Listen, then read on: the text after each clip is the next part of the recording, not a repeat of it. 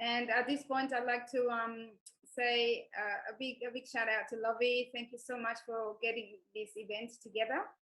Lovee is going to talk to us and he's going to take us through, together with Dr. Eunice, I'm going to take us through about questions. I mean, Teresa talked about that, about how we can, be curious and ask questions of our stakeholders, of people that we are with.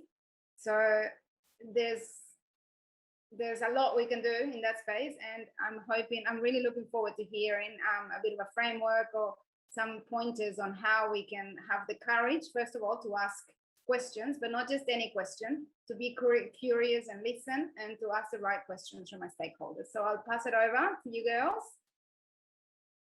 Thank you so much, Erika, for the warm welcome.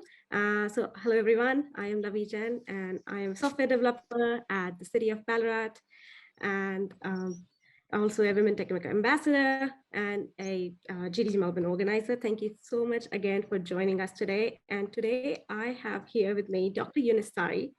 So Dr. Sari, are you here? Yes. Hi, Lovee. How are you? Hello, I'm good. Thank you. So Dr. Sari is actually the CEO and co-founder at UX Indonesia and Customer Experience Insights. And she is a seasoned UX expert and design researcher with more than 20 years of experience servicing the corporate clients around the world. So, well, that's a lot of experience, Dr. Sari. So today we are going to discuss how we can ask right questions to our stakeholders. I will be presenting my views from a dev perspective, while Dr. Sari would be bringing her perspective from the UX side and leadership side of her. And she might be mentoring me along the way. And thus we will be closing this gap of asking questions and asking right questions. Over to you, Dr. Sari. Okay, so my name is Eunice, and I heard like what Teresa said, talk about before just a little bit when I was on the bus, and I feel really like it is so good, and I could really connect with my own experience, because I was brought up in Indonesia, and then when I started like my first work in Indonesia, it was really hard, especially if you have started something new, having a leadership position, trying to win a project. As a women CEO, it's not easy because you're always like a second class or something like that. And I think I posted something like in the beginning, like a news about what is going on in Indonesia. That's actually the fact that we are still struggling about living in getting our rights.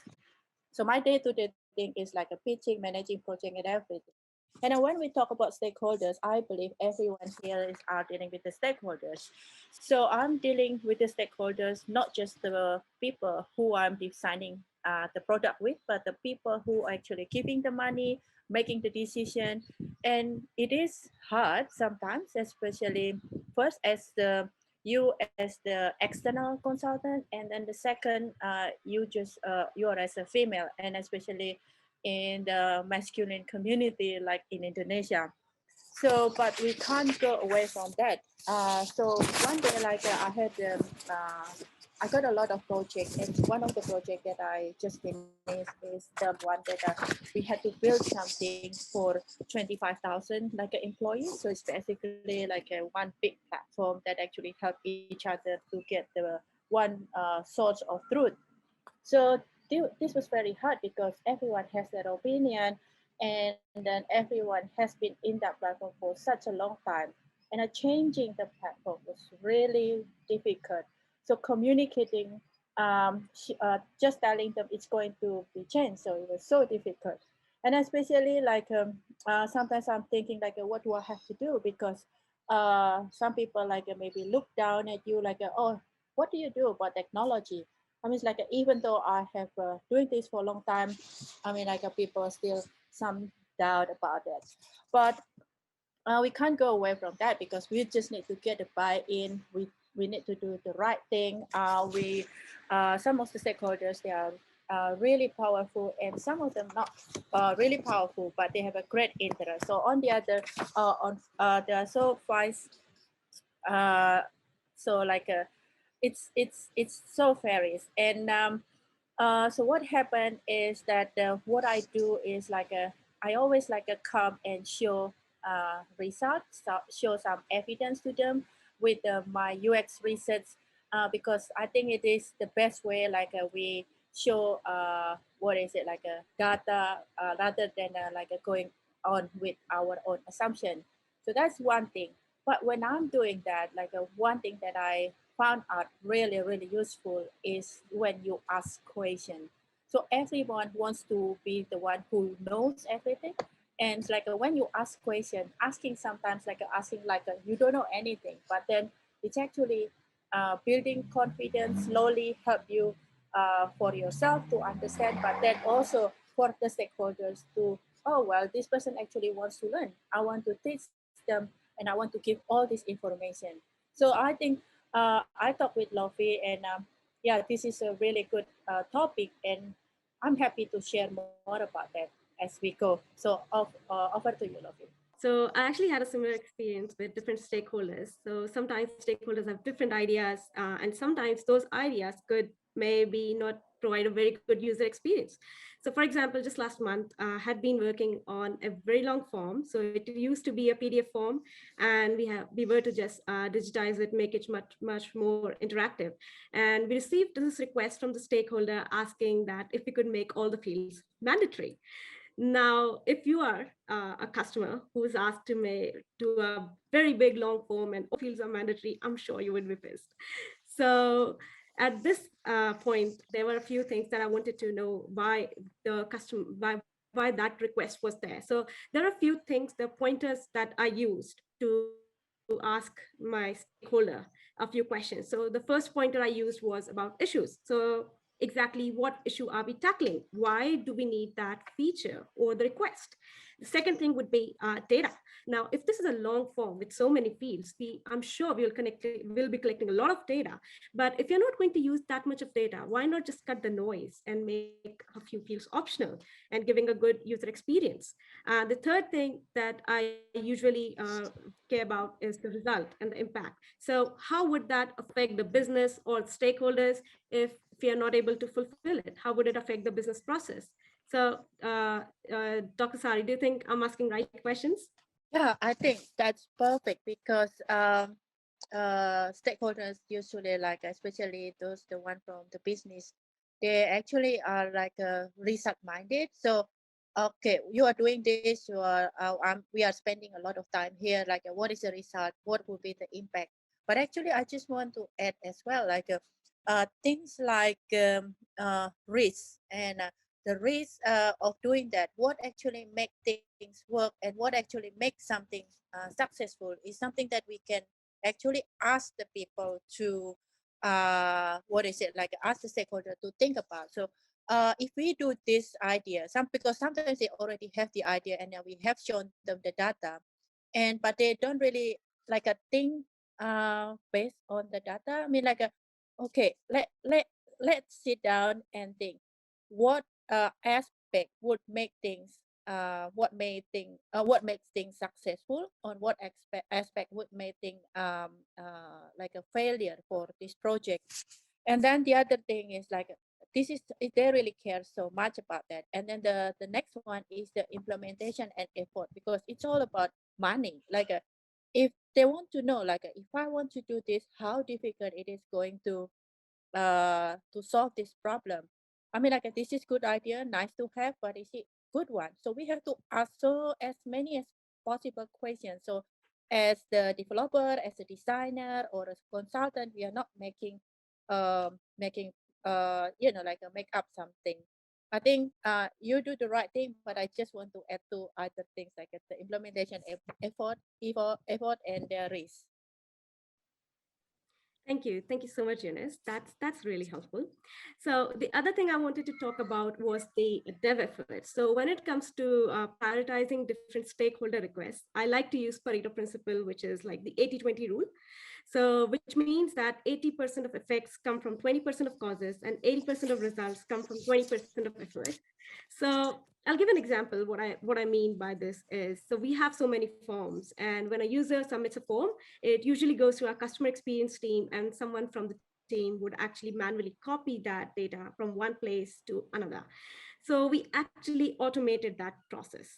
Now, this 20, not exactly 20, but 20% of our hard work or dev effort can be actually carried over to the other forms. So basically, we're able to generalize it.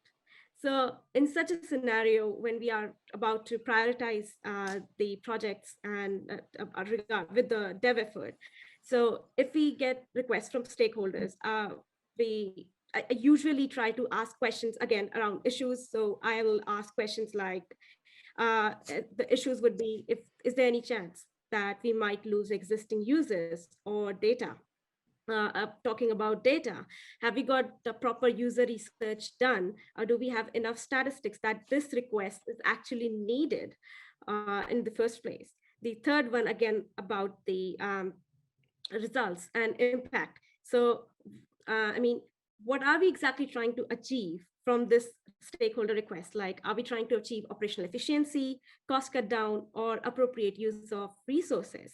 The next one would be implementation and effort. And as I mentioned about the generalization, so if we could just generalize it to different departments, say just a few change of parameters, and more than one stakeholders could actually use it, it would be very, very helpful. So other question would be, would there be any options to switch or roll back? And finally, as you mentioned about the risk, would there be any downtimes? So now, do you think I have covered enough points, Dr. Sari?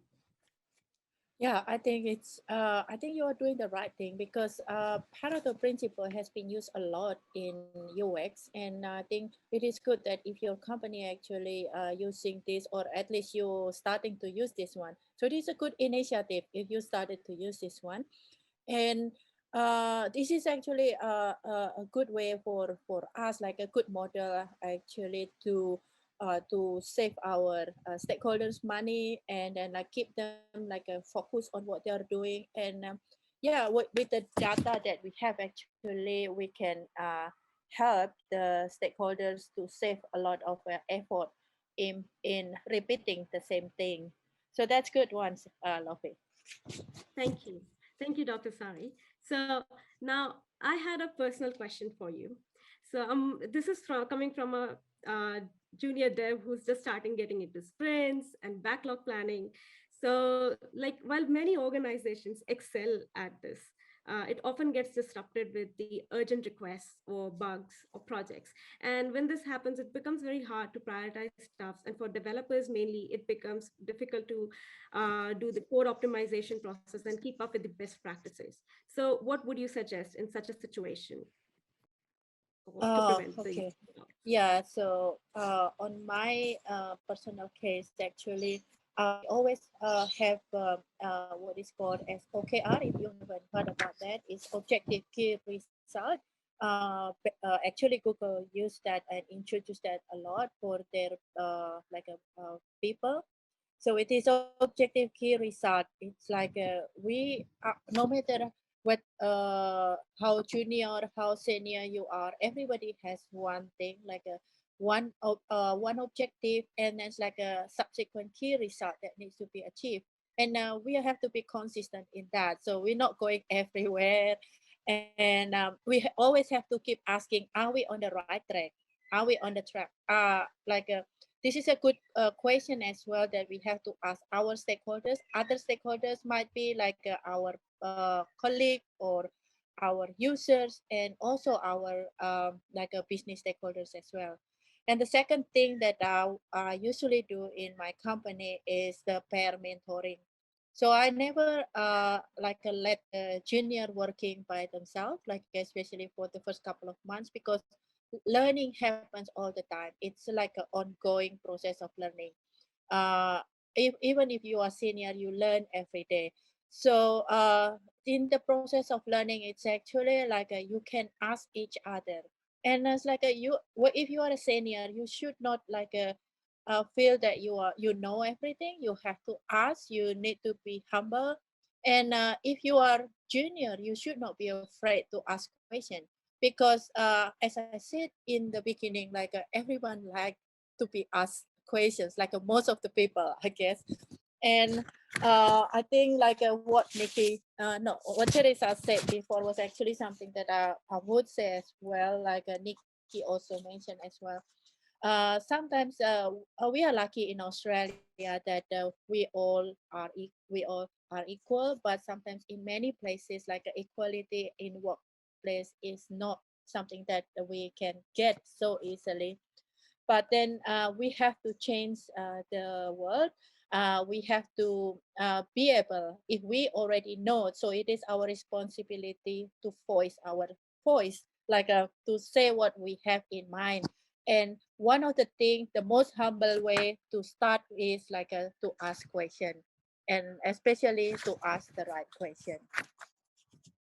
Thank you. Thank you so much, Eunice. I've learned a lot today, and I'm hoping the audience found it useful too.